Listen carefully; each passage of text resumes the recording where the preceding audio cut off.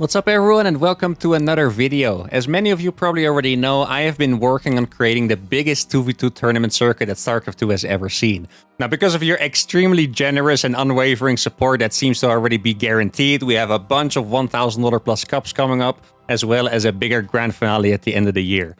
Now, so far, the 2v2 games have been extremely entertaining for me personally, have been way better than 1v1, way more action, way more things to figure out.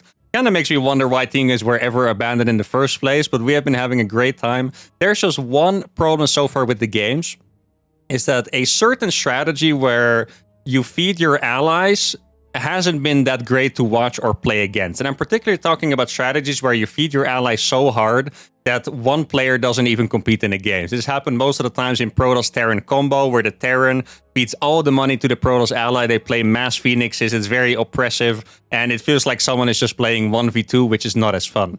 What I decided to do was to run an experiment, which I'm going to do today. I'm running a best of 5 between the finalists of the last uThermal 2v2 Cup, and I'm going to make them play under certain feeding rules to try and test it out. So for example, one rule I'm going to try is to enable feeding a couple minutes later. Another thing I'm going to try is to change or add, because right now it's 0, the tax on the feeding. So if you give your opponent or your teammate 100 minerals, maybe they only get 80. I'm very excited to see what gameplay is going to result from this. Let's begin. All right, game number 1 is going to be on Reclamation. The uThermal circuit... Wait, what's the official title again? The uThermal 2v2 Circuit January 2025 is maybe a bit of a long title to recite every time. Finalists rematch. There we go. We have Team Red over here in the top left, Clem and Trigger, playing against Spirit and Max Pax on the bottom right side. Now, a little bit of information about the players. Oh, let me actually move my camera a little bit. Well, there's nothing going on here yet. I just noticed that there was a command center that I was blocking. A little bit of information about the players, in case you guys don't know them. Max Pax currently the highest rated Protoss player in the world. They also won the last edition, 3-2. Absolutely epic finals, by the way. Best Protoss player in the world, usually fights for that spot with a hero, so he's either the best or the second best, kind of depends on what your taste is. Spirit, currently the second best Terran in Europe. Pretty much a macro player, that's how I know him, really likes to play the late game. Max Pax is a little more standard, a little more aggressive mid-game style.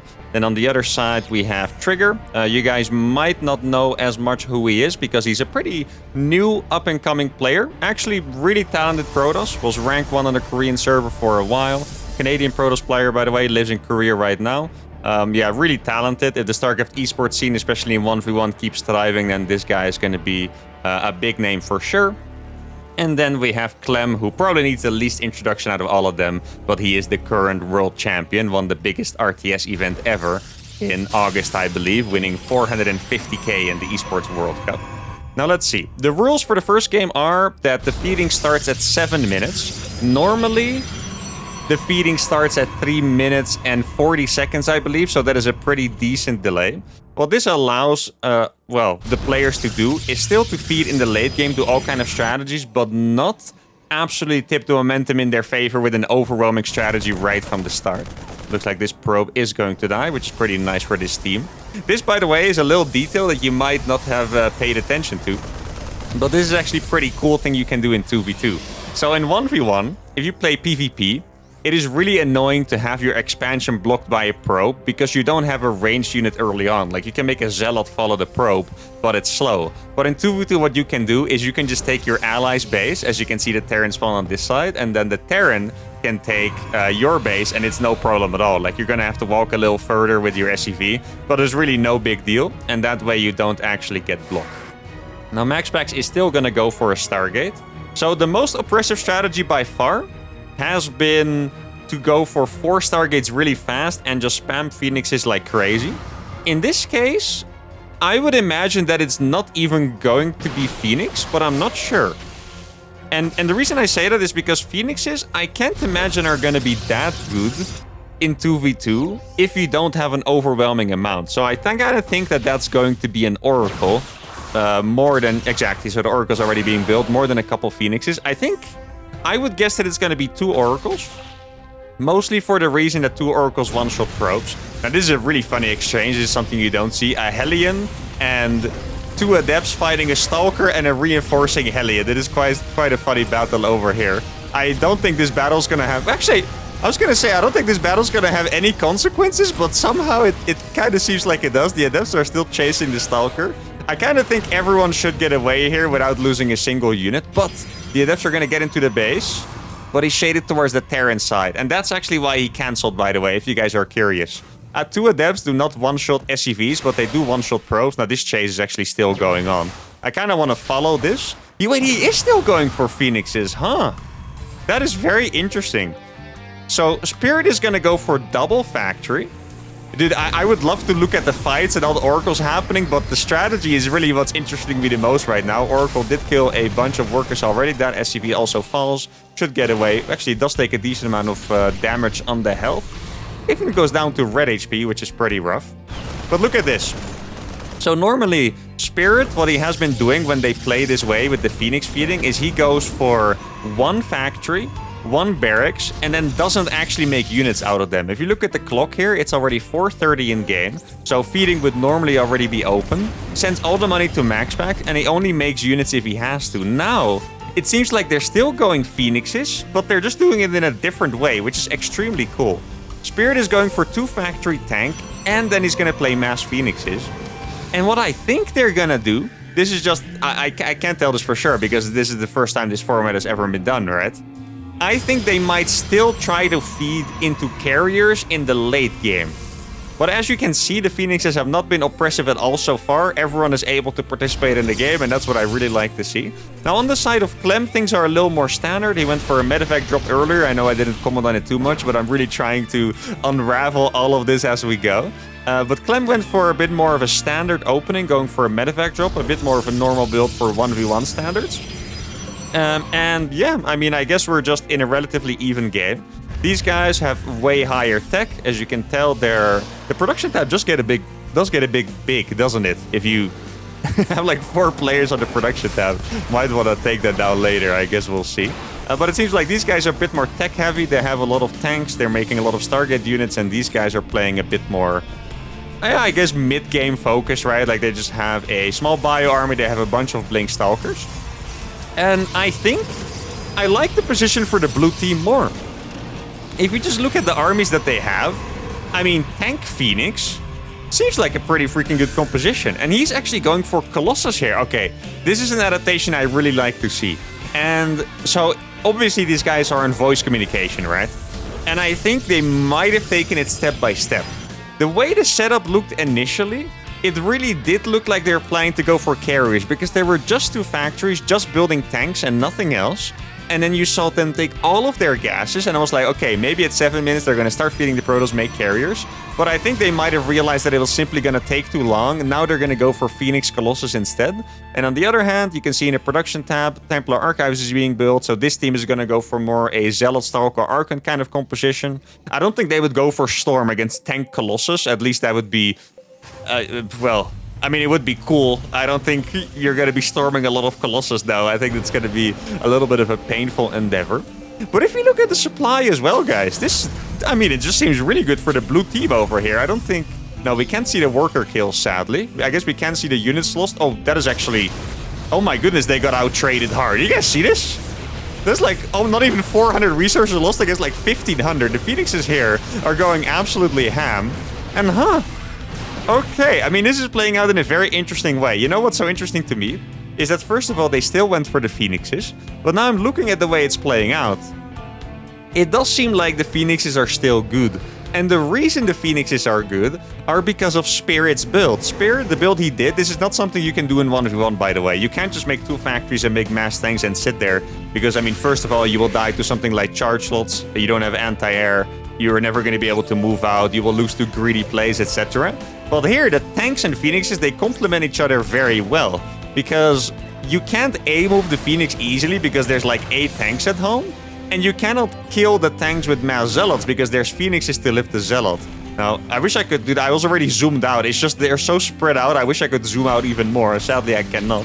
How many tanks are on the field? There are 9 tanks on the field by Spirit. There's 1 Colossus. Stasis Ward's also extremely good, by the way, in this scenario. And wait, did he actually get Storm in the end? He did get Storm in the end, surprisingly. I'm gonna take off the production tab so we can actually see the full engagement in case it's going to happen. I mean, I can tell you guys, these guys have absolutely no chance of breaking this. I could be wrong, but I just can't see it. I mean, Colossus Siege Tank, Stasis Ward, with air control. It's just, they're setting up a really big concave. I don't like this. I really do not want them to go for this. I could be wrong. Oh, actually, MaxPax wolf-crafted all of his Phoenixes. He thought they would never be crazy enough to go for this. So they're actually going in. But once again, guys, this is Colossus Siege Tank they're attacking in. The Phoenix are not even here. And despite that, it still doesn't even look that good for the red team. I mean, they did trade pretty decently in supply, but now the Phoenixes arrive. They can lift all the Marines. There's way too many Phoenixes for that. All the Marines are gonna die. All the tanks are gonna die as well. Now, I'm not sure if you realize what was good for MaxPax there. I think Archons are the best counter to Phoenixes here because they can't be lifted, by the way. If you're wondering why the Archons didn't get lifted, they can't because they're massive. One of the Archons got caught in a stasis trap, which basically made the Phoenixes twice as good because there were only 2 Archons, right? But yeah, I mean, that fight, from this we can conclude that I was correct. I mean, obviously, I'm not trying to say I'm smarter than them. I have freaking map hacks here. I can see everything. But you could definitely not attack into that because there were, I want to guess, about 20 Phoenixes missing. He still has 15 left. Definitely lost a few. There were 20 Phoenixes missing and they still couldn't break through. And now, oh, MaxPax is already on the way to carriers. It looks like this is going to be carrier mech. And you know what I'm very excited about here, guys, is that Spirit MaxPax are playing a similar style to what they were doing in the style that no one liked with the mass Phoenix feed. But in this game, every player is participating and it looks so much more fun instantly. Like, imagine if instead of all these tanks, there would just be 10 carriers out already and Spirit wouldn't have any units. That's what it looks like normally. But here, they have to position very well. Like, as you can see, Spirit is positioning his tanks everywhere. He's making sensor towers everywhere, turrets, has Hellions ready for the Zealots over there. Now, the red team is going to attack in again. This seems like a way better attack because there are no Colossus and there's not that much buffer for the tanks. A couple of the tanks go down, and now Spirit is getting in trouble. Looking at the resources, let me see how this fight. I want to jump away to the bases to look what the economic situation looks like. But this fight is very important. Try to storm the SCVs there, which almost worked. The SCVs were very low, but they're still here. I can't believe he's repairing that command center, by the way. That's an absolutely crazy move. Now, the red team has way more supply than Spirit, but slightly less than MaxPax, and there are carriers on the field now. Now, what I wanted to check is whether they did end up feeding MaxPax. I actually cannot see it, but if you look at the supply, I know Spirit lost a lot of tanks. I think they might have still fed him. I want to say that they probably didn't. I think MaxPax just said that, yeah, MaxPax actually did have 4 bases. That's what I wanted to see. 5 bases even. Now, okay, I definitely don't think they were feeding MaxPax, which is interesting. But MaxPax still ending up in a situation where he's going to have to carry the fort. And this, by the way, I know this game might end soon, but if it doesn't, this is a reason why I wanted to keep feeding into the game. Because in a situation like this, let's say they survive, I think it would be really cool for MaxPax to be able to help Spirit stabilize, right? Like, if you wouldn't be able to feed him at all, there's also a possibility to do that, cancel feeding entirely. Then all of a sudden you can't help your ally back up and you can't actually get back into that 2v2. So, I mean, judging on how the first game has gone so far, I'm very, very happy with this. And I'm also very surprised that they broke them. I mean, really. Up until that point where they broke this base, everything seemed to have gone well for the blue team. They took good fights. If we look at the units loss now, well, it's actually pretty even. I think the blue team is slightly ahead in resources, lost still. But I guess the red team just has a significantly bigger income. Now, what they're playing... Ah, okay. You know, Marine Tank, I do really like this composition from Clem. And before you say... Marine Tank is really not a revolutionary composition, because you're right. This is a very specific composition. Oh, look at these the Colossus are targeting the Marines. Look at that. They're going to kill so many Marines. The cloak. Oh, they didn't have a scan. Clem macro too well. You guys saw what happened? He didn't have a scan over there. So they had to dive the mothership. And now it turned into a disastrous fight for the red team. And now they don't have enough anti-air to deal with the carriers anymore. And the blue team is going to be able to stabilize. Oh my goodness. I mean, I keep forgetting what I'm talking about because there's just so much stuff happening over here. Oh yeah, I was just about to tell you about the Marine Tank composition. Look at what Clem has. Well, he did lose all of his tanks, but he had literally only Marines and tanks and medevacs. No Marauders, no Ghosts, no Vikings, nothing like that. It's a very specific way to play. Typically, a really good way to deal with Skytos. Really good tip out there for the beginners. And with beginners, in this case, I mean basically everyone in the world that's not the literal best players, because playing against carriers is extremely difficult no matter who you are. Now, it looks like we're going to end up in a bit of a base trade, so I might have to hold my thoughts there for a little bit. This is a Planetary, by the way. Planetary is really annoying to break. If Spirit target fires the Planetary, he could really hit those clumps. As you can see, Clem doing a really good job of killing the SCVs, repairing the Planetary, so the Planetary is not going to survive forever. There's also a big attack over here, but Spirit actually has a lot of tanks. By the way, it looks like Spirit's making a mistake by not sieging, but it's actually what you're supposed to do, because siege tanks are really bad against Archons. He wouldn't have killed any of the Archons. I still might have preferred him actually backing off and sieging over here. I think that might have been the best possible play. But anyway, he killed a couple Archons, he bought a lot of time, and now there are 12 carriers and 3 Colossus on the other side of the map. And I might be biased, because I've lost a lot of games against carriers in the past. I kind of feel like they can't kill that carrier ball anymore. Clem has... Okay, he does have 60 Marines. Oh, it's because he has no SCVs. Huh.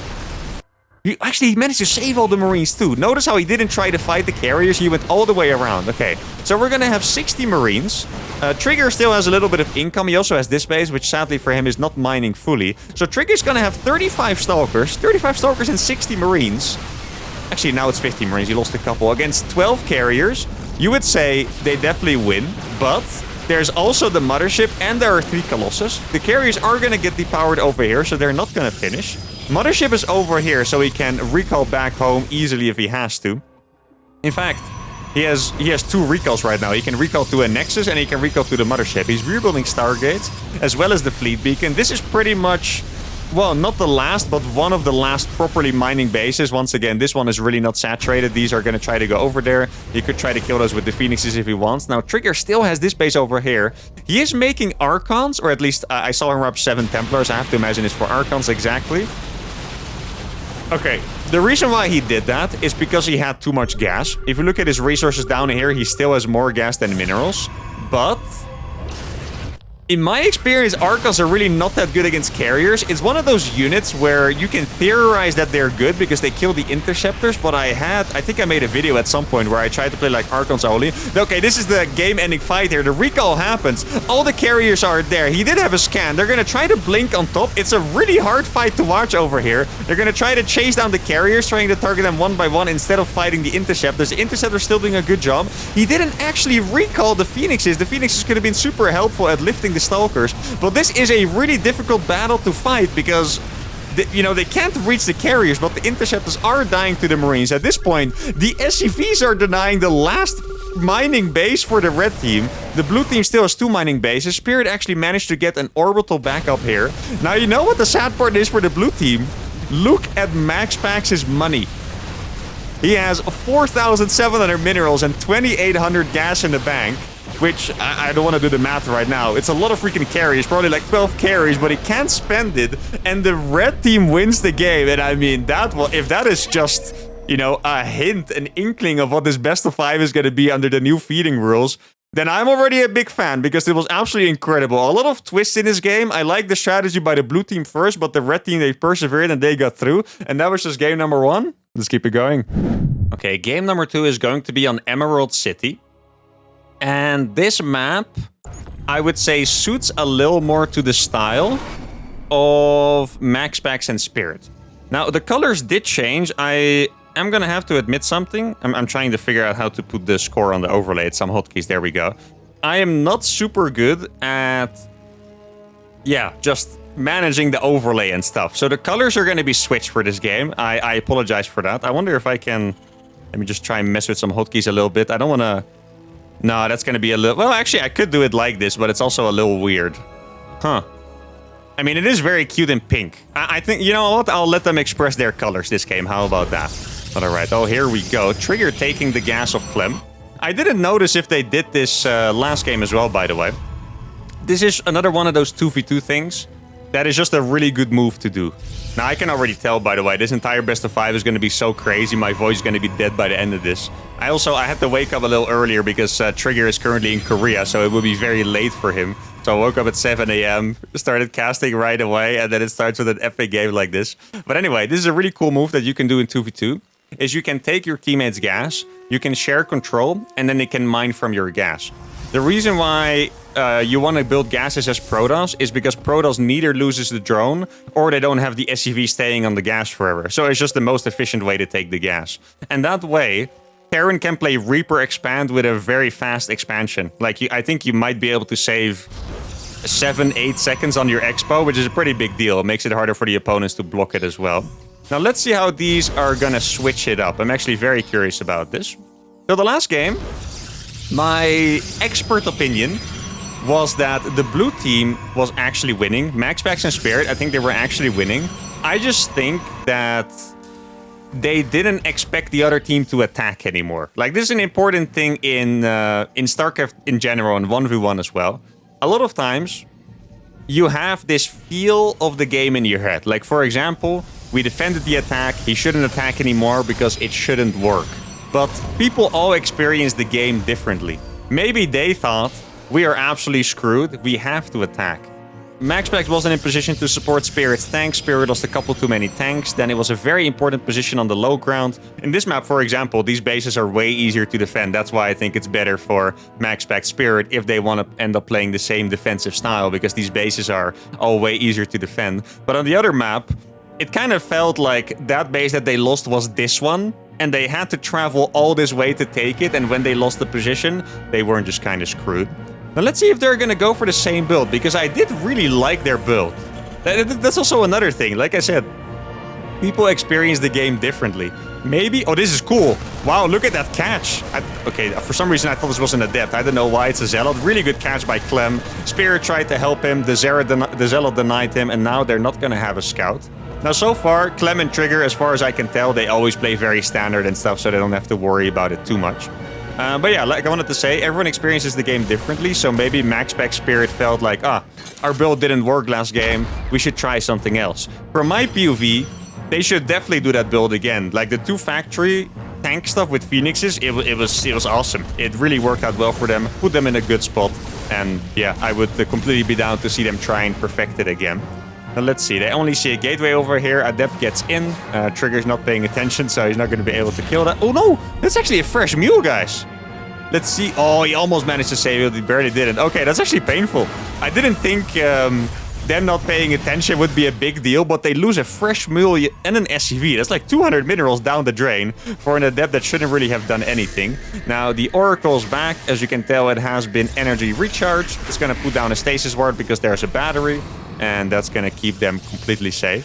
They did the same thing again, by the way, where they switched the expansions probably because they were getting blocked earlier. Now, let's see. Okay, the adaptations from the red team are already in. You can tell. This time, just 1 Oracle. Was it also 1 Oracle last game, actually? There's so much going on, it's kind of hard to tell. I think it might have been... Yeah, I think it was just 1 last game as well, actually. But anyway, it's not going to be second Stargate in Phoenixes. It's going to be Blink. And for Spirit, instead of second factory, it's going to be 3rd command center and 3 racks. So they're going to play Bio Blink. Pretty much Bio Blink against Bio Blink. I do think that Spirit's build looks slightly better than Clem's because he has his third. Actually, yeah, it is a bit faster. I thought I was wrong, but no. It's easy to confuse the colors over here. But no, his third CC is a bit faster, and it seems like his production is also a little faster.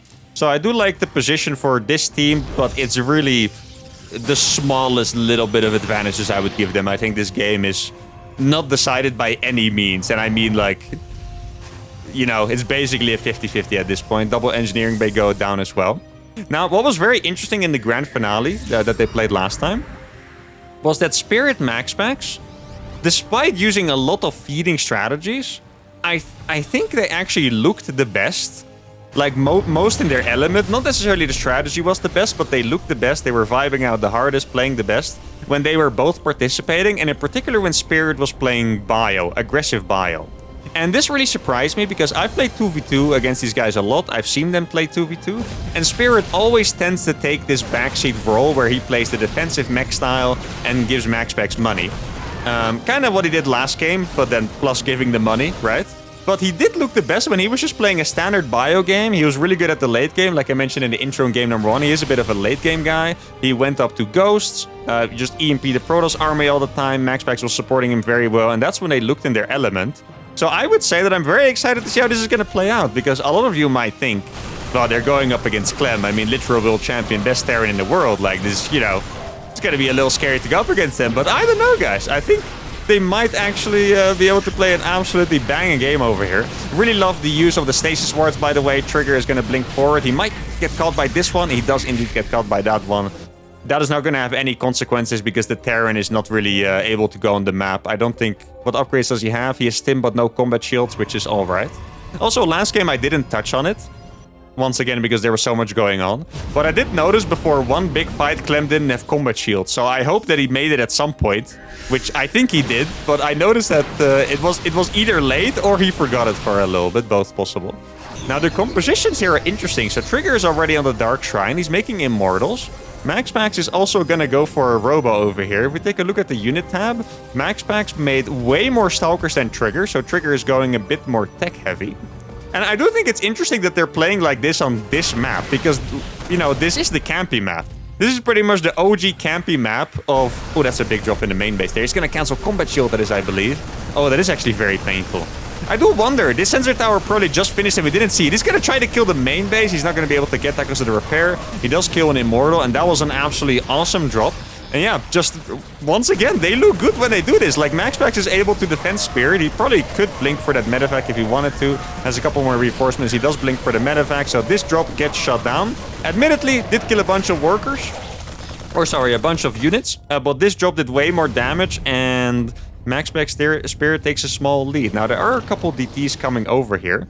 MaxPax is still being very aggressive with the Stalkers. DTs are going to go into each mineral lines. And this is unfortunate for Spirit because he's just moving out. It's not that he doesn't have detection, but it's really hard to deal this when you're just moving out. Like, you need to send your army back. You don't really want to push at the front at the same time. As you can tell, he's stopping to move over there. These DTs are also doing a lot of damage, and this is a painful blow to Spirit. MaxPax using his Oracle to Revelate. I do really want to give a shout out to MaxPax. I feel like he is a fantastic teammate. I know he's also a fantastic player, but as a teammate, I really like seeing him shine because I feel like he always helps his allies very well. Here, he was completely on point with warping in Stalkers to kill the medevac. Here, he energy recharges Oracle just to help Spirit with a detection because he might not have had a scan. Looks like he indeed did not have a scan because all those orbitals are empty. Now, Spirit does not have... Spirit did forget... That is really funny. Wait a second. Wait, you guys realize what's going on here? Clem's combat shield got cancelled by that drop and he forgot to rebuild it. But Spirit forgot to make combat shield, period. So we have two Terrans at 150 supply without combat shield. Oh, MaxPax blinked forward to get the tanks, but he actually missed one of them. He missed one volley on one tank, so that's going to keep another one alive. Now, the supplies are always so interesting to look at because Trigger seems to be very low on supply. The other guys are popping off. Once again, guys, MaxPax showing his epic teammate-ness by recalling Stalkers to try and save his base. He's not going to be able to save it, but together, they should be able to at least make sure that a lot of those units die. Is going to blink forward. Needs to be really careful over there. I think he could evacuate right now if he wanted to, because blink was already used. He's not going to evacuate, and he is going to lose that drop. In the end, the supplies are still relatively even. There was also some harassment over there from these Zealots. For some reason, I thought there was a drop in his main, because this gas is not the color that the base has on the minimap, so it looked like something is wrong. Scan going down by Spirit, actually. Not quite sure what he was looking for there. Yeah, I actually don't know. I was trying to figure it out, but I'm not 100% sure. Like, the thing I feel like you would scan the Protoss more often than the Terran because you're curious if it's going to be like carriers or something. Now, Spirit and MaxPax are going to be on the aggressive. They found a really good opportunity here. This is a very healthy base that is going to fall. I don't think they can save this against the tanks. MaxPax is ready for the flank. There's also 5 DTs on the minimap on the right side. There's also a big Zealot warp into the main that they're going to be able to defend together. But these DTs could be annoying. Oh, actually a little bit... I think maybe Trigger got a little scared, right? It looked like Trigger was going to go for it, but then he got scared, decided to go for the other base. Clem still doesn't have combat shield. It's about to finish, but he doesn't have it yet. At the same time, Spirit is not siege. MaxPax blinks forward to try and get a tank, but it was a little bit disjointed. And now the Stalkers are not going to be so good in the fight. Spirit is going to have to do his best job targeting those Marines, so at least the clumps of Marines die. This Liberator is still popping off. Wait, this Liberator lived through the entire fight pretty much. I thought that was gonna die instantly, but it did so much damage. And, okay, I mean, after all that, MaxPax and Spirit actually win that fight. Now, these DTs are going to go ham a little bit. Revelation does hit them in time, and these DTs are probably going to die. He tried to recall them. I think the Zealots are going to take the Archon in time. And in the end, MaxPax Spirit actually get ahead out of that, even though that fight looked like it was going to be a disaster. And look at the upgrade. It is 2-2 against 2-2 for the Terrans. Protoss both on +2 attack. DT Blink for trigger, and nothing like that on the way for MaxPax. Supply is slightly higher for the red-blue team, but we still have... this base is gone. Oh no, okay, I thought I missed like an epic drop or something, but he's lifting it to the gold base. Actually, interesting that neither of them have taken the gold base. Wait, what? Was that MaxPax just seeing those DTs? Do you guys realize that? I just saw him ping on the map. I think he might have seen those DTs, but if he did, he probably would have sent his units back. DTs are going to blink in, and this is where DTs really excel. They are so good at killing bases, workers, everything, you name it. A little bit of a drop goes down here. I think that was the Warp Prison by MaxPax. Not quite sure what was loaded in there. Now, I do have to say, the army by MaxPax is... Or well, by their team, by Team MaxPax, it's not the scariest army ever. It is just Marines with Zealot Stalker. They do have a couple Liberators, but there's not that many tanks left. They really are going for this fight. You can tell MaxPax is doing best to target fire those tanks. That is pretty much what he should be doing, because tanks are so good against Marines that your army is just not going to stay alive. If you have Marines fighting against tanks, they're just going to die. Now, there's another big squad of DTs over here on the right side. This is when the supply becomes a little deceiving, by the way. If you have such high-tech units as DTs, like, it looks like Trigger doesn't have that much supply, but a lot of his supply is these freaking expensive DTs. He's gonna kill the cannon. I don't know if there's... Oh, that is so well done by MaxPax. He recalled the Oracle with his army. I thought he used an energy recharge, but he actually just had enough. He also had an observer, but he managed to recall the Oracle just in case. Now, drop by Spirit going on here in the main base. Clem is about to have 3-3, by the way. Clem's 3-3 is finishing right now, and Spirit just has 2-2. In case you guys didn't notice, upgrades are always important in StarCraft, but PvT upgrades are the most important of all. Okay, Marines against Marines with one extra set of upgrades is disgusting. Like, you cannot win. You have absolutely zero chance. Which means that they're really going to be relying on tanks. And I think in this case, they even kind of need MaxPax to make some splash to be able to kill the Marines. So MaxPax is focusing on this base. Spirit is taking an absolutely incredible fight over here in this choke. And if you look at the supply now, Spirit is out of supply, but MaxPax has 160 supply. It is just Stalkers though, so he's not going to be able to run forward. Zealots are running into this base. Spirit's economy is getting decimated by DTs, and it looks like we're in a pretty similar situation to last game, where Spirit just took a bit too much economic damage, and now his supply is incredibly low. I feel like at this point, like, you want to try and be the best teammate possible, right? What I think I would do is perhaps take all the gases, stop building Marines. I think what you could do is actually feed here. You could make 2 extra factories, send all your excess minerals to MaxPax so he can warp in Zealots, Prism in the main, Zealots here, blah, blah, blah. And you just make tanks and secure the perimeter. I think that might be the best way to use the resources. Like the Marines... Like, Marines are often a numbers game. Like, I know you can micro with them. It's a very microable unit, of course. I think most people's favorite micro players are Terrans that are good at using Marines. Bjorn, Clem, you name it.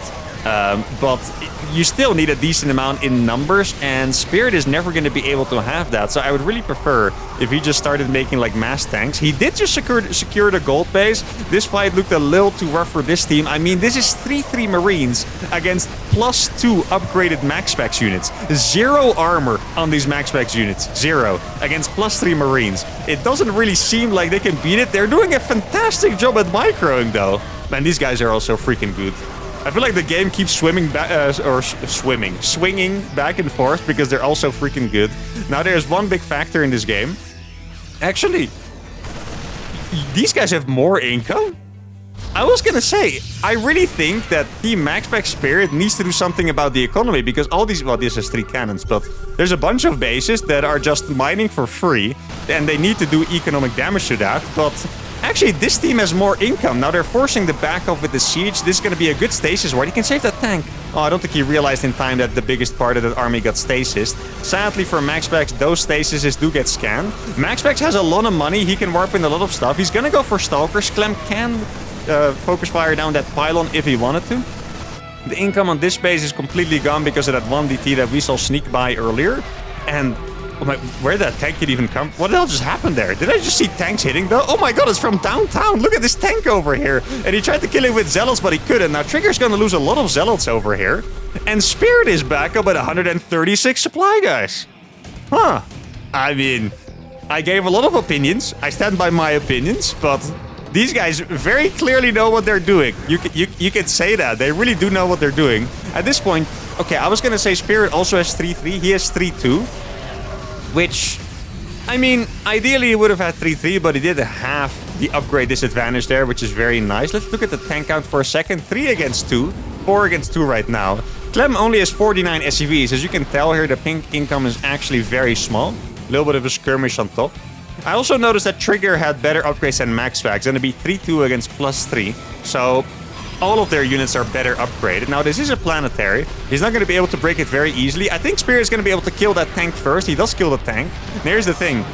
Oh, actually, he can hit that from the low ground. He should definitely kill that then. I was going to say, he could blink on top of the high ground to kill that tank, but he would lose every single Stalker for it. A couple of Zealots maybe misrallied.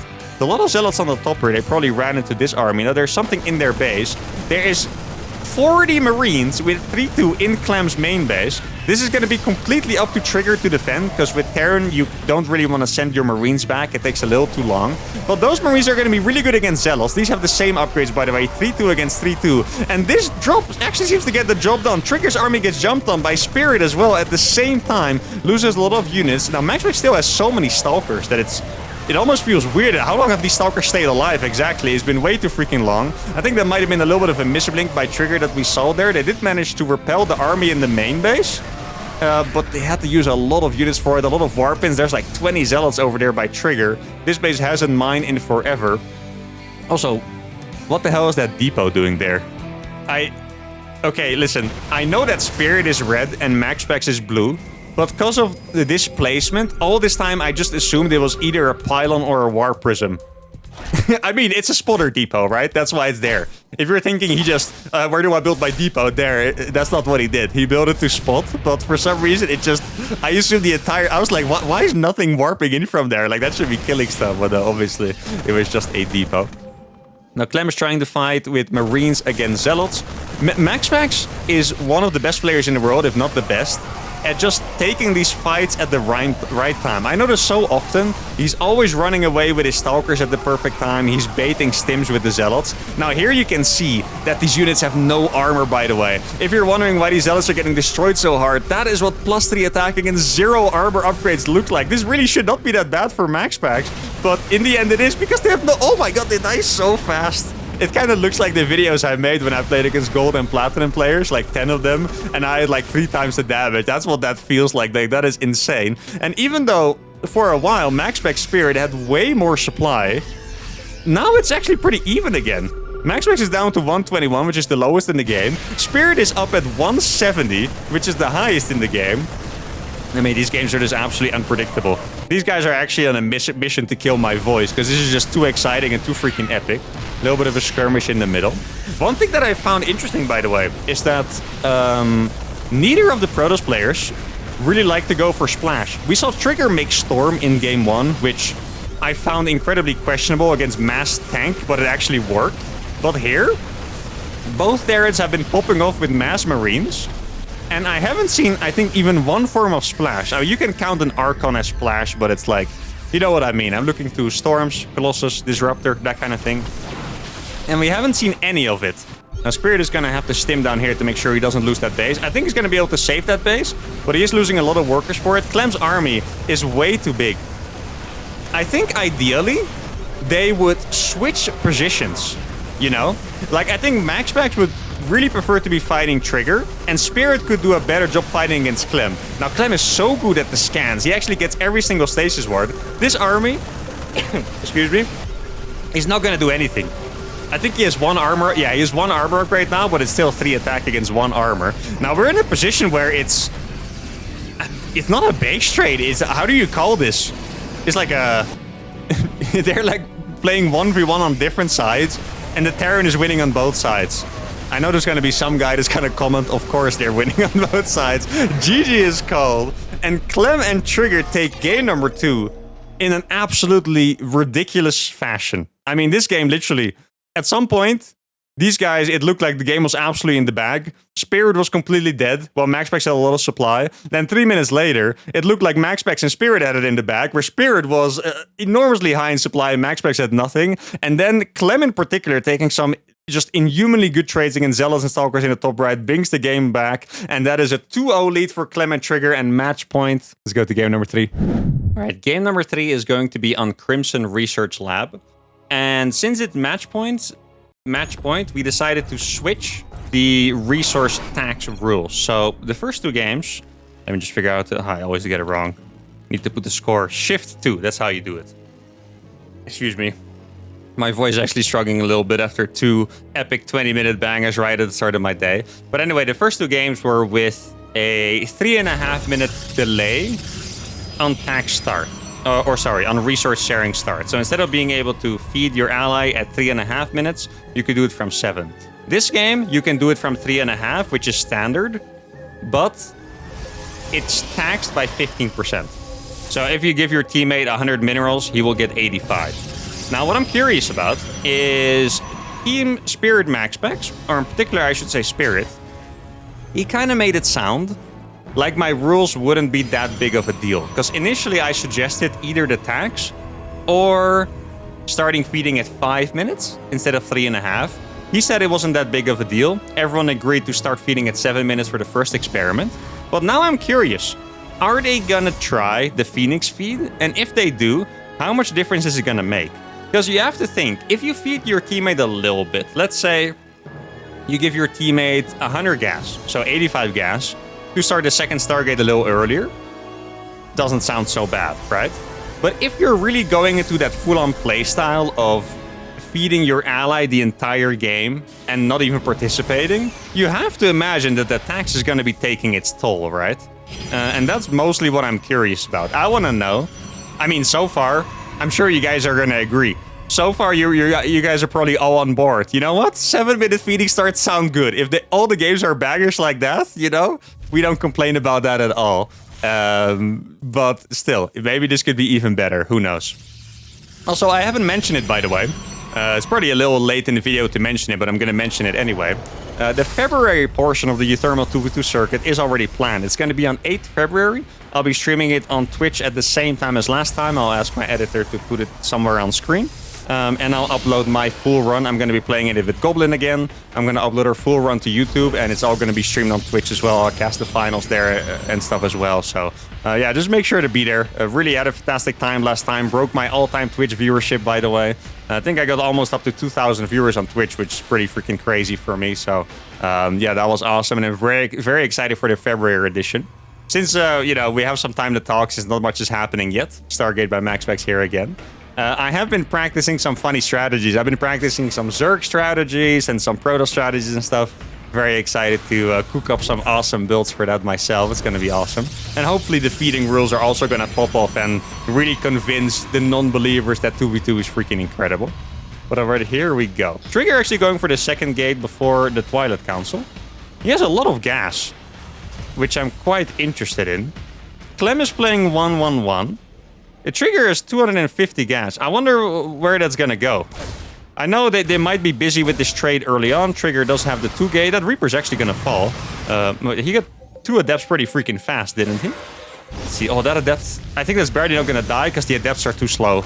Oh, no, they actually reached it. Wow. That's a really good trade for the Clem Trigger team here in the first, 3 minutes of the game.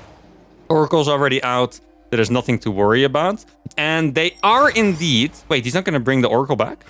That would be surprising. Oh, I guess... Wow. That was a... I think that might have been a 5 million IQ bait. Do you guys realize that?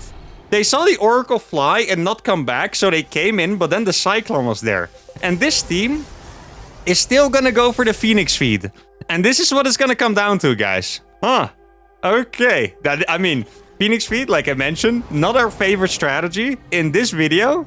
it might be our favorite strategy, because this is exactly what we want to see. We want to see how strong it's going to be. So Clem is going to go for the quick 3cc, pretty much the build he and Spirit both did last game. Spirit also going... Here you can see the difference, by the way.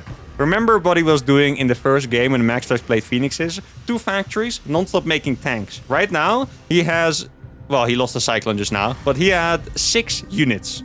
And he's making a 3cc. He's giving MaxPax the gas, so MaxPax can spam Phoenixes like crazy. MaxPax actually getting uncharacteristically a hard supply block there. He's not used to being fed anymore, guys. It already worked. We have 1 psychologically. But no, he did get supply block pretty harshly there. That's a little painful for him.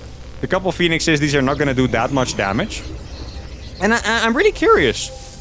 So, normally, MaxPax has been playing 4 Stargate Phoenix to be exact.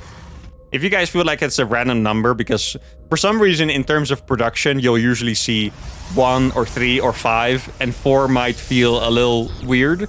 But that's the amount that it seemed like they decided on for 2v2 with feeding.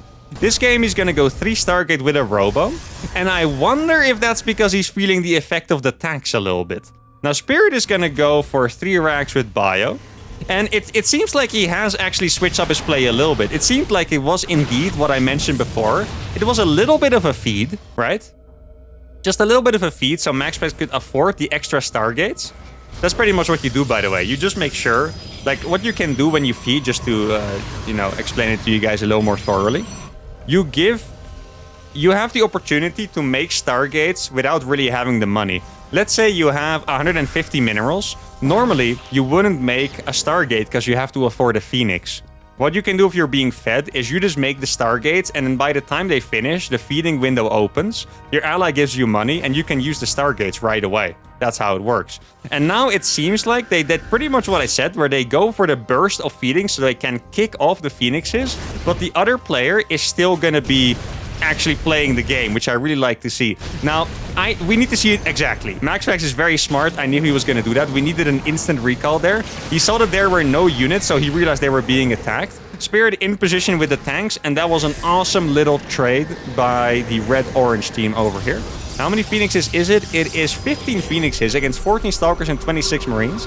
Clem does not have combat shield yet, neither does he have 1-1. I imagine if they go for it, they probably wait for combat shields. You could say... Oh, it's a really good lift there. Stasis is so good. In case you guys didn't know, if you blink into a stasis, it doesn't go off cooldown. So when the stasis expires, you still cannot blink. You have to wait for the entire cooldown. So blinking in a stasis is basically a death sentence because you can't blink out anymore. Now, I'm not quite sure if he did blink in there or he just wasn't paying attention. It's possible, because I don't remember him blinking, but I could be wrong. But a big reason why they want to wait for combat shield, this is actually a massive tip I can give you guys as well, by the way, is if you stim a Marine without combat shield, the splash of a tank one-shots the Marines. So 1 tank volley kills 10 Marines. If you have combat shields, you need 2 shots. And it's obviously a really big difference. It goes from 1 to 2 shots to kill everything in splash. Now, this is potentially a problem. They don't have the tanks in position. Phoenixes are cool. They're not going to be good enough on their own. Clem, again with the amazing scan, sees the stasis wards. Spirit is going to have to lift off. I think they're barely not going to be able to save that, right? I would like to see some lifts here. The Colossus are here, as well as the tanks. I think he could have lived more there, but I'm not sure. Now, Spirit lost his 3rd command center, which is extremely painful. He's going to have to rebuild that instantly. He does rebuild it. I was going to say, he could also go for a big all-in, but he rebuilds it instantly. And MaxPax is now playing Phoenix Colossus, probably going to put some more stasis wards. I really do want to point out how good it has been by Clem to kill all the stasis wards all the time. I swear. Against another team, and even a really top world team would play against this, they would get eaten by the stasis ward. Oh my god, that stasis is massive! That's actually an enormous deal. No, Spirit made a little bit of a mistake there. Wow, this was great. There's so much to unpack here. He blinked forward in the stasis, which saved them. Then Spirit wasn't sieged, but the Colossus are so good against Marines that he could kite. But then Spirit sieged these tanks, blocking the Colossus. So one of them actually got killed. At least I believe it did get killed. It looked like it did. Now, really good job by Spirit over here. He does have to be careful to not be eaten alive by the Blink Stalkers, because they can snipe the Medivacs very easily. He killed this base, by the way. There was a base over here. Didn't touch on it that much. And now, it looks like we're kind of in a reverse scenario of what happened in the last 2 games. In the last 2 games, Clem and Trigger were always very equal in supply, and MaxPax had more than Spirit. This game is the opposite. Trigger is definitely lagging behind Clem pretty severely, and Spirit and MaxPax have the same supply. Now they're gonna kill 1,000,000 workers with this. Colossus tank is gonna be so hard to break. There's a lot of Marines stimming in here. Trigger with a slightly late reaction is gonna lose even more workers. Now what I would really like to see is Trigger MaxPax just killing Trigger with the Phoenixes. And the reason why I say that is because the turrets are very painful, but Trigger doesn't have turrets. In fact, even cannons are like half as good as turrets are against air. Looks like he really wants to kill it. He's barely not going to kill it. Hope he doesn't have to pay with his drop for it. And this is the kind of game that I do like to see from Spear. Just like the aggressive bio style, feel like he's really good at it. You just keep pumping out Marines, dropping them everywhere. He's going to send another drop over here. Like, the thing here is, guys, Marine tank, great composition. Colossus are actually very good against it. Colossi are bad against tanks, but since Colossi have so much range, you can just kind of kite them all the way across the map, and they're so good against Marines that almost all of these Marines feel a bit useless. Now, this I don't really like by MaxPax. He's gonna go for carriers.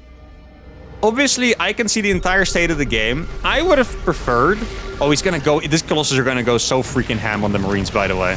You see, he doesn't have the Phoenixes at home. Okay, this is gonna have to be the best kiting of his life. He needs to target the Marines. He is targeting the Marines. The tanks are also doing a good job. Yeah, I was gonna say, I would... If MaxPax went for a second Robo, or a third Robo, a little bit of a mistake there by Trigger, then, like, Mass Colossus would absolutely pop off. Strategically, or, like, army movement-wise, they're playing this absolutely perfect, though. Using the Colossus to defend against the Marines. Just really good micro by MaxPax. At the same time, they're counterattacking with the Marines, doing as much damage as they can. This base was recently killed by Spirit as well. Now, if we look at the supply, Trigger has 87 and Clem has 191. Trigger has 15 gateway units, probably with not even... Yeah, no, he does have charge and blink, but not with that many upgrades. And Clem has 77 Marines and 5 tanks, probably with a bunch in production as well. Now, he's gonna go for Tempest. Okay, I mean... I'll admit... Tempest are not what I was expecting, but it's a better choice than carriers for sure. Tempest can actually pick off the tanks a little easier. And... I mean, it's...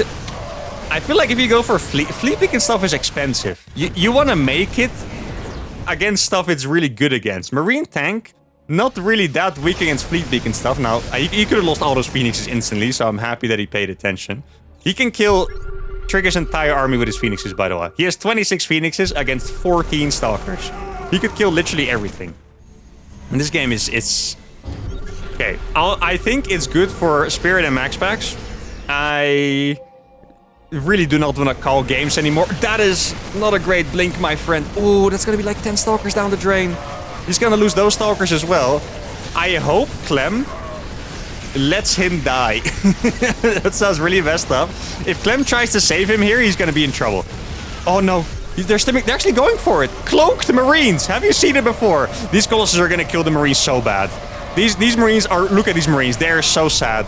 These are the saddest Marines I've ever seen. Yeah. That's what Colossus against Marines looks like.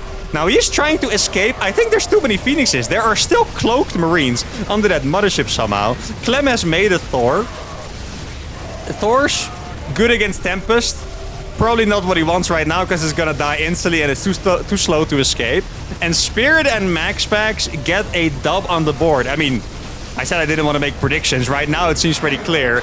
And there we go. So Spirit and MaxPax win the first game where the rules changed and we changed to attacks. They played the same style. It definitely looked infinitely more entertaining than the normal 100% feed and a Terran doesn't do anything style. I kind of want to know... Actually, I'm going to ask them after the series how they all experienced this, what they think about the rules. I mean, these guys right now, we have to call them the best 2v2 players because they played in the finals of the biggest 2v2 tournament. So they will definitely give some good insight. Even now, if you look at the economy...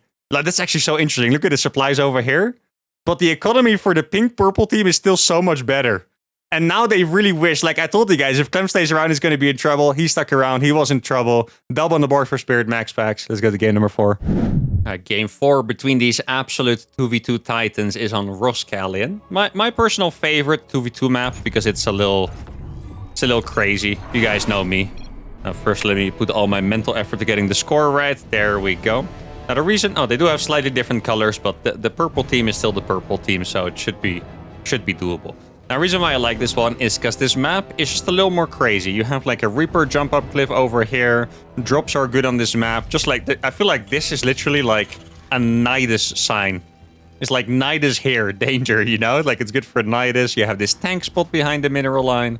And for those reasons, I think I would favor Clement Trigger on this map. I really think that even though the series hasn't necessarily played out that way, I do think Spirit and Max Packs are really good on defensive maps, even if they also play aggressive. I just feel like, for example, last game was a defensive map. It's kind of hard to break. And then Max Packs, so good with the Colossus Micro, Spirit with the tank movement and the counter attacks and stuff. And I feel like at the other side, Clem and Trigger are extremely lethal when it comes to attacks. So a tank spot like this, drop spots like this, I don't know, man. I think I have to give the advantage to the lethal aggressive team here, but who knows. On this map, I would be surprised to see Max Packs play Phoenixes. And I think I do say that partially because of the taxing rules. Because now we see that even though he doesn't play hardcore Phoenix into carrier with these tax rules, which I'm very happy with, by the way. Like, so far the experiment has been a massive success. He did still play Phoenixes. On this map, combined with the 15% tax, I don't know if you want to play Phoenixes. I'm not sure if you're easily going to be able to defend a tank push or like even this. Look at the ramp, like the area you have to go down to take the, well, one of the player's third bases and the other's ones, the other's third base beyond. It's just a wide open area. If you play slow, you get contained there. I think you're going to be in trouble as well. So I'm very curious to see what they're going to do. So far, Max Packs did go for Stargate every single game. And I completely agree with that. Stargate is just... like, oracles are so useful. It's not even just about Phoenixes. Phoenixes are great. I like playing... It's actually a little bit of a beginner tip I can give you. I like playing Phoenixes in PvT because I'm not that good at PvT. And Phoenixes is just super relaxed because you just...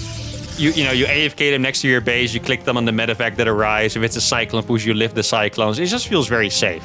So it's nice to have. But generally speaking, high level, oracles are so nice. Like, you notice in the last game, he might have made like 9 stasis wards or something with the one oracle. And at first, it looked like they weren't going to pay off because... Ooh. Oh no. Oh, that sucks. You guys realize what just happened? Oh no. Spirit actually Clem full-walled them with the reactor. Because there's no depot in there. Where did he make the depot? Oh, he made the depots over here. Ah, it's actually pretty cool to completely block that out. But he full-walled them on accident, so he had to cancel the reactor. Hope that wasn't too far. Actually, it threw me off guard a little bit, so I lost my story again. But I remember what I was talking about. And in the second game, that one oracle that he made revelated like 1 million DPs. So there's just...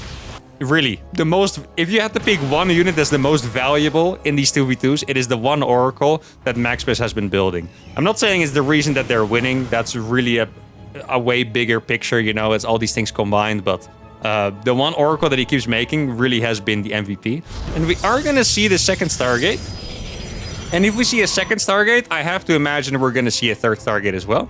MaxPax is on 3 gases. Spirit is on 2 gases. He is not going to spend a lot of money. He skipped the Cyclone completely this game. Is it actually just going to be 2 Stargates? That would be interesting. 2 Stargate feed. That's what he played in game 1, right? Without the... or with the late feeding, I think it was. 2 Stargate Phoenix with tank. I wonder if they're going to try that again. I did mention in game number 2, I would like them to try that again because that was good. Look, Oracle enters the game, instant 2 kills, lost mining time, revelation. Like, it's just so good. It's just, you know... It's a fantastic unit. I wish everyone had an Oracle. In another RTS, you would spawn with an Oracle as your starting unit, but without the damage beam, you know? Just so you can scout around and drop stasis wards and revelate and stuff. Imagine that. 1v1, but everyone spawns with a missile turret and an Oracle. Spirit pinged the watchtower 4 times. I think he got a bit annoyed at him not taking the watchtower. Okay, so it is going to be the 3rd Stargate. Well, this seems like a relaxed 3rd Stargate, right? This is not a similarly fast 3rd Stargate as normal. And the aggression of the purple team is going to be beginning already. That Oracle had to recall to not die to the Phoenix. Probably, exactly. Gonna want to put down a stasis ward. And here, I don't think they expected the Phoenixes at all. With good target fire, let's see, you have 1 more lift, right? Oh, actually, it doesn't have a lift. The medevac still dies, though. And this, I'm telling you, like, the story writes itself. The Oracle, man. I know the Phoenixes here also look absolute god tier because they sniped the medevac. Really, really, really good. I can't even overstate this. Just the best start out of any game so far for any team. I think that's fair to say, right?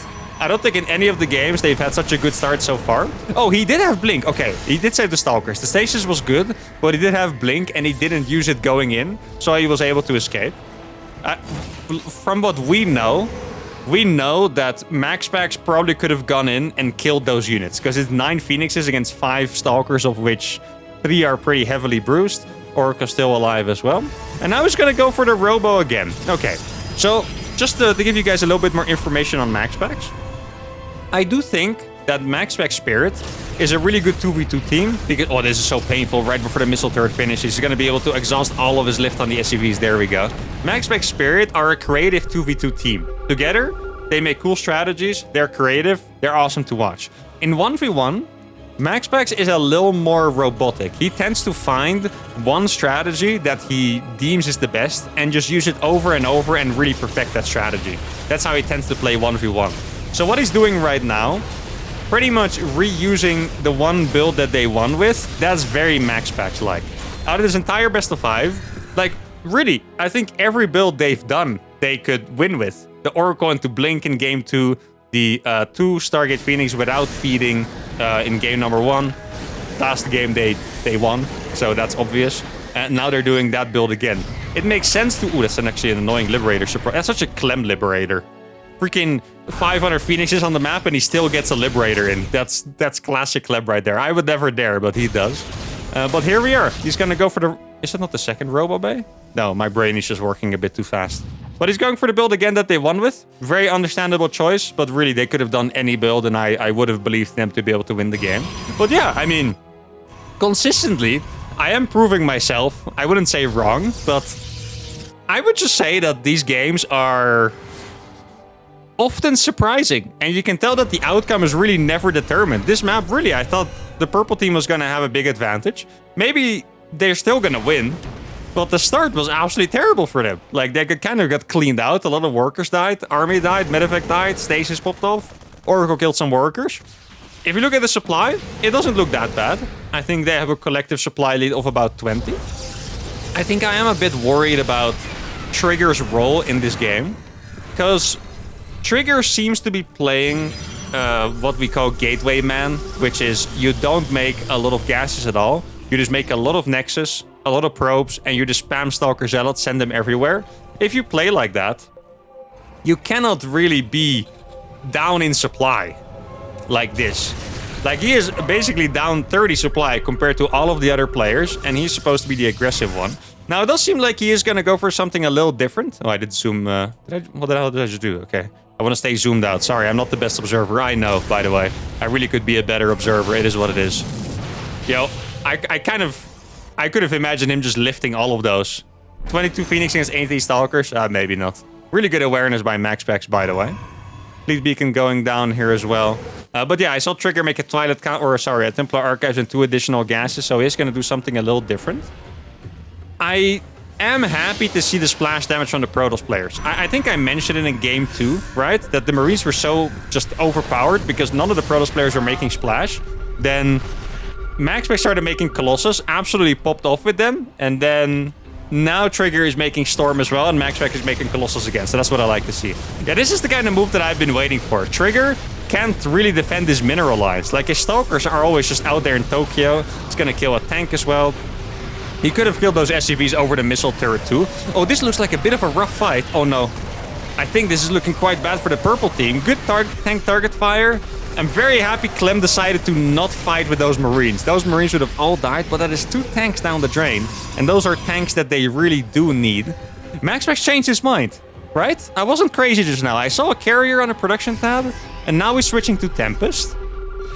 I'm not sure why, actually.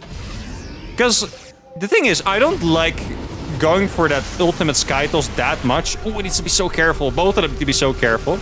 Wait, did he kill 1 Colossus? Both the Colossus are gonna die. Ooh, okay. Now the tanks are also exposed.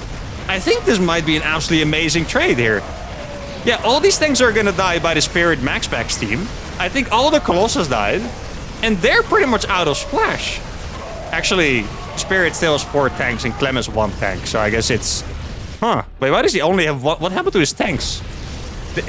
I know that he lost 2 earlier and he lost 1 in the Phoenix flyby. I didn't think he would be completely... Look at these Phoenixes, man. Oh my god. I didn't think he would be completely out of tanks, though. But Clem doesn't have tanks. And if you don't have tanks, you can't really push into this at all. And I'm also wondering, why is MaxPack still making Tempest if there's no tanks? Because, I mean, Tempest against Marines are kind of cute, I guess. But I don't really know what they're going to do. This is also not enough Stalkers. I feel like those Phoenixes would actually win that trade again, but he's not going to go for it. Clem retreats with his Medivacs. He had 5 before, so he did lose 1. And Spirit and MaxPacks, they're running away with it, man. Like this game, let's look at the units lost this game, okay? There's about 14k for the purple team against about 9k of the orange team over here. So that's a 5k advantage, which is pretty brutal. If you guys... Oh, that's good storms. Oh, that's really good storms. Damn, okay, very nice. If you want that in numbers, that is basically 50 zealots that they killed more. All of a sudden, it sounds very good, right? They killed 100 Marines more than their opponents in terms of resources. Now, this is going to be the game-ending move, I think. And I don't mean that in a good way. Either he does a lot of damage, or he's gonna die. If he does a lot of damage, I don't think the game is over, because Team Spirit MaxPax is in too good of a position. Really like that Trigger is still positioning around her with his units. The Phoenixes are counterattacking. I might have liked those Phoenixes back home. Nah, I guess it makes sense. Well, okay, I want those Phoenixes to kill the Medivacs after the fight is over. That's what I want. He's gonna bring them back now, exactly. It's gonna be a little too late. Those turrets are probably... They're gonna kill 1 Medivac with 1 Marine in it, I believe. Not too spectacular. And oh, okay, I misread the supply for a second. I was about to say... it seems like Clem actually got back into the game with that trade, but MaxPax had 199 supply, not 139. Yeah, MaxPax is maxed with 3,000 minerals, and this is when it gets tricky with the tax, because normally you would send these resources to your ally, but now they get taxed. This is where the tax could become problematic, right? Early on, you can feed. You can play Stargate feed if you want. Now, if he sends 3,000 minerals, he's got to lose a lot of that. I don't want to do the math right now. Actually, it's probably, I think it's 450 minerals, but it wasn't that hard in the end, unless I'm wrong. Then it was very difficult. But now it's scary, right? To send all that money. Now, I want to see some kills on these Phoenixes. 11, 7... Like, these Phoenixes have just been... This Phoenix group is like 80 kills or something. Like, it's insane. Really good drop here by Clem. Going to be able to take down that command center. They need some... Wait, Trigger actually did manage to get back up to 150 supply, which is very nice. It looked like he's been getting tortured the entire game, but he's back up. Now, the best thing that they have going for themselves is that Storm is going to be really good against the Marines, right? If Spirit goes across the map, well, here he can push. Yeah, this is the most brutal position in this map. He's actually going to go for the main base. Ooh, okay, yeah. If they stop this, I'll give them a bonus, okay? I'll tell you guys right now. If they stop this attack, I'll give them a bonus on top of their pay. Because... Colossus... Like, look at this. Mothership, Tempest, Carrier, Colossus. Yeah, they're not even... Oh, they are going to try to stop it. I saw this army over here and I was like, yeah, they're not even going to try. But they are going to try. Okay, well, I guess we'll see. How many Colossi? It's 4 Colossi, guys. I mean, if he targets the Marines with those, Clem is going to cry. That is for sure. His entire main base is gone. One thing I would like... Okay, the Mothership is really good here. But I also think it would be cool if he would have the Mothership on the top side so he can recall. They can't blink forward or anything. Time Warp, tanks, Colossus. There's a stasis ward here. There's a stasis ward hidden right there. Look at that. It might grab like all the breeze or something. I think Clem just scanned. Of course he scanned it. GG is going to be called.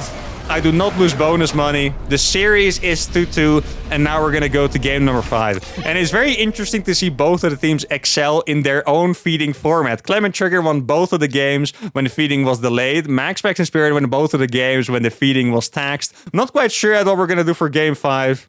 Let's see. All right, game number 5 is an undercurrent, and we're going to use the same rules as game number 1 and 2. I actually suggested that since they both won 2 games in their separate formats, we would go in between and make it 5 minutes, how do you say it, onset of feeding instead of 7 minutes. But Clem and Trigger really wanted 7 minutes, and then they started saying, well, we have the ping disadvantage because Trigger's playing from Korea, and the other guys were like, just put 7 minutes, is fine. So we're playing on 7 minutes. And we're playing on Undercurrent, which might be the prettier map in the map pool. I do like to see the usage of pings, by the way. Like, I don't even know what they're talking about. It's just funny to look at the pings, you know? It's like, do they have some sick strategy, or are they just pinging like, hey, I'm gonna build my gateway there? That's probably what it is, you know? Now, let's see. What's it gonna be for this final game? So, to be honest, even though these guys lost the 2 games that we played in this format, where feeding starts at 7 minutes, no tax, by the way, same thing, it did feel like they could totally win, you know? Like, their strategies were fine. It's nothing wrong with it at all, especially that game 1 with the double Stargate Phoenix with the tanks. It even kind of feels like they, you know, maybe they should have won that one. Or I don't want to say should have, because they weren't in a massive advantage, but they had really good potential to win that one. If they did, it wouldn't have been surprising at all. Spirit's gonna open with the double gas, and Max Packs with the classic 1 gate expand, 1 gas as well. And I would kind of expect that same build again. 2 Stargate Phoenix, followed by Colossus. Pretty much because of what I mentioned earlier. I do think Max Packs and Spirit are a creative team, but if you lose 2 games and then win 2 games playing a certain build, it's just, you kind of just want to play the same build again, you know? And it's going to be up to Clem and Trigger to figure it out. And here, I'm going to share my opinion, and I'm going to share some of the players' opinions here. I think Trigger in particular wasn't too happy with the last 2 games, because from his POV, it seemed like the Phoenix spam was still a problem. From talking to Spirit, I can tell that in the last 2 games with the tax, they were pretty much doing what I mentioned that they would. He just fed a little bit, so he could afford 1 extra Stargate, and then never fed him again. Which I think is perfectly fair. And if I look at how the games are going, I think it might actually be on Clem and Trigger to figure something extra out. Now, I could be wrong here, you know. It could be that the style is actually too good, and then we might have to look at something else, like adding some maps or whatever, I don't know. But realistically, I think it's probably fine, and it's just up to the homies here to figure out a better strategy. Because so far, I think Clem has been playing Marine Tank every game, Trigger has been playing a similar style every game. I don't think you can convince me that there's nothing else you can try. Keep in mind that these guys can also feed and build something else than Phoenix is, right? You can also feed and go for like 28 gate Blink Stalker. I'm just saying, you know, there's a lot of things you can do. Here we see, I was about to say, we're seeing some classic Clem micro here, but it's actually Spirit pulling it off, so that's very well done by him. Now let me get back on the observing a little bit. Those Reapers getting away on 2 and 7 health feels a little criminal, actually. Let's see. There, he did lose one of his Reapers, so I guess I was right. It wasn't allowed. And this is another very good early game attack by them. Spirit and Max Packs are kind of owning in the early game. Trigger is the one who built a Phoenix. So is he gonna counter it by doing... Huh. Here's the thing. They can't Phoenix feed until 7 minutes. This, by the way, is normally when feeding opens. I like to just say it in game so you guys have a good feel. This is when feeding is normally open. This game, it's gonna take 3 minutes and 5 seconds more from this point on.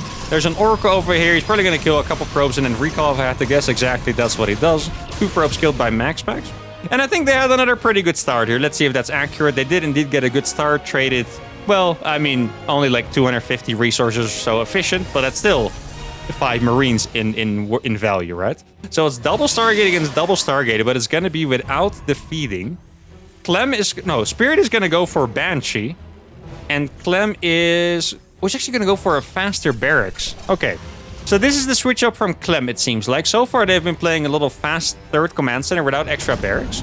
Now it seems like he's going to go for something a little more aggressive, like a 3-racks push. Trigger's going to make another Stargate. That's the 3rd Stargate, right? Or is it just the 2nd one? Oh no, Trigger. Ooh. That is just the 2nd Stargate, guys. Max Packs is already producing 2 Phoenixes at a time. That is a little scary. And now they have a Cyclone army against a Cyclone army with Phoenix against Phoenixes. Trigger has 1 more Phoenix. Not anymore. But Max Pack has the extra production, and that is really scary. And this is the kind of stuff that I'm talking about. If you look at this game, I feel like Spirit and Max Packs, they're just using a couple more tools that they have at their disposal. This is gonna die. Nice hold in the end. Then Clem and Trigger are. Like, I feel like going for a Banshee, The early aggression is always good for them. The Oracle has proven a lot of value. And Clem and Trigger are staying a little bit more on the basics. And I really think that that is where Spirit and MaxPax's advantage is coming from. It's not necessarily from them playing a better build or something like that. I really think that they're just being a little creative, using their tools a little bit better. Like the Million Stasis Wards is also a proof of that. Now, really good micro on the Cyclones by Clemmer, by the way. This is where Clem truly shines. And now he has a tank. Spirit is probably going to try to lock onto that. Notice how MaxPax is making Fleet Beacon, by the way. Fleet Beacon, actually a massive deal. Phoenix against Phoenix is pretty common. Oh, I wasn't zoomed down there for a second. It's pretty common. Oh, he's going to use a Banshee. They're going to have to use a scan for that. Okay, I kind of thought the Banshee would be nice on the other side, but the Banshee... I mean, if there's no scan... Okay, scan goes down now, kills one Banshee, but Fleet Beacon means they get Phoenix range. Phoenix with range are just going to destroy Phoenixes without range. I do really like this level of aggression. I am just a bit worried that Trigger is not going to win in the Phoenix department. And here, I have to be honest, I'm actually a good friend of Trigger. Really like him. So, I'm not trying to be mean. But MaxPax plays like this. Like every single PvP he gets the opportunity to in 1v1. I don't think there is anyone in the world, literally, that is better at playing Phoenixes than MaxPax. I don't really like the idea of consciously going into Phoenix against Phoenix into MaxPax, unless you're maybe Hero, who is the other best Protoss player in the world, who can sometimes beat him, but I'm very scared for Trigger here. So far, he's doing fine. I think he probably lost a couple more Phoenixes than MaxPax did. I saw a trade up there where I think he lost 2 Phoenixes, but yeah, I'm definitely a bit scared here. I'm holding my breath for the Phoenix War. So far, really cool strategy by these guys to go for the earlier push with the extra barracks. Clem actually... Wait, he really doesn't have a lot of economy, huh? I mean, he definitely lost some workers at some point, but he really doesn't have a lot of economy over here. Now it's Viking Phoenix against Phoenix. That is not something I've seen before. This trade is... Well, it looked kind of even, but then MaxPax's range kicked in. If you look at the supply, guys, this is where the advantage lies now. Spirit is really far ahead of Clem. Okay, the Protoss players actually kind of look in sync. Trigger has 13 more probes. He has less Phoenixes and no range. He does have an ally, which can help him, you know, kind of kill off the Phoenix advantage by supporting his Phoenixes. I think that's okay. MaxPax doesn't have that much eco. Wait, he actually... Is that a hidden base or like... I'm confused. I mean, there's so much happening that I kind of zoned out for that for a little bit, but he took this base before this one. That is quite interesting. Now, let's see, look at the upgrades. Okay, so Clem has Stim. And Spirit doesn't. This is where the early second barracks that Clem kicked in has to do the work. Does he also have +1? No, he doesn't have +1. He does have an eBay, but not +1. Oh, this hidden base, guys. That is sneaky. That hidden base is going to absolutely pop off. But anyway, what I wanted to say earlier is that Spirit is so far ahead of Clem in terms of upgrades, in terms of production, in terms of everything. And ooh, I don't know, man. I'm definitely feeling this one for the red-orange team, not gonna lie. There's something in the main... That was probably a Banshee if I had to guess, not 100% sure. Now that is risky by MaxPax. Let's see, range finished for Trigger. It did indeed finish. And now, when MaxPax actually has more Phoenixes, you can tell. Okay, to be fair to Trigger, MaxPax does have the ping advantage here, by the way. So if you see... but that's a very impressive snipe by Trigger there. If you see Trigger getting out-microed a little bit, it's not purely Phoenix scale. It can also be contributed to ping a little bit. Still doesn't change my opinion that, you know, playing this against MaxPax is risky. That tank is geniusly placed by Spirit, and Spirit's upgrades are finished. I think they're gonna get mopped up here, guys. I think this is actually the end for the purple team. I'm not gonna lie. These Marines have 1-1. I told you guys before, upgraded Marines are so much better than non-upgraded Marines. They're not gonna be able to deal with this. Tank is gonna get lifted. Mothership is almost already done for Team Red, and this looks to be a bit of a painful end for the purple team. I do really like the strategy by Clem Trigger to go for the extra second barracks. Didn't like the strategy to play Phoenixes into MaxPax that much, but it seems like they have been bested, and they're gonna have to go back to the drawing board because... Really, I mean what I said. I know Phoenixes, very good strategy, especially with the feeding. These games have been pretty much entirely feeding free. I've definitely seen a little bit of feeding for sure, especially in the third game, the first game where the resources were taxed and not delayed. But I think Clem and Trigger are going to have to come up with some better strategies, and they should be able to deal with this. So far, it is going to be all Clem packs, or sorry, all Spirit max packs. GG is called as soon as they see the mothership, and the reverse sweep has... Okay, I'm so glad I actually pressed the right button there instead of making Clem Trigger win. The reverse sweep has been completed. Spirit and Max Packs. Dude, I wonder how many times I said the wrong name in this cast. Must have been a good bunch of times. Hopefully not too many. Spirit and Max Packs complete the reverse sweep. They were down 0-2, end up winning 3-2. And they did win in 2 different formats. And this is very interesting, really. I feel like what I liked so much about this experiment is just that every player was playing. It's by far my favorite thing. Like, even these Phoenix games, it's easy to go like into like traumatized mode and be like, it's Phoenixes, it's happening again, stop it, you know? But these games were completely different. In the games, in the tournaments where Phoenixes were annoying, really, you wouldn't see the Terran compete and you would only see 40 Phoenixes fly around, kill stuff. And this game, Spirit, I mean, he did a fantastic job. He was a big part of it. Clem and Trigger both played. Everyone participated, and that's what I really like to see. And now I would like to hear your opinions as well. I'm going to ask their opinions too. I imagine, I used to be a competitor myself. I imagine Clem and Trigger are going to be a little bit upset at being reverse swept, so maybe I'll wait a little bit before asking their opinion, but I want their opinion on the different formats, how much difference they felt that it made from a player POV. We now know it from a caster POV. From a caster POV, definitely looks better, even though they still won with a lot of Phoenix play.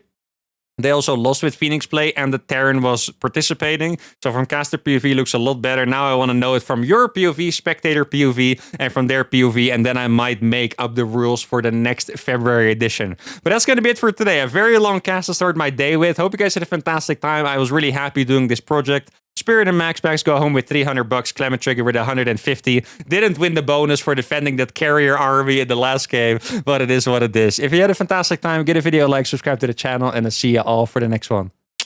Adios.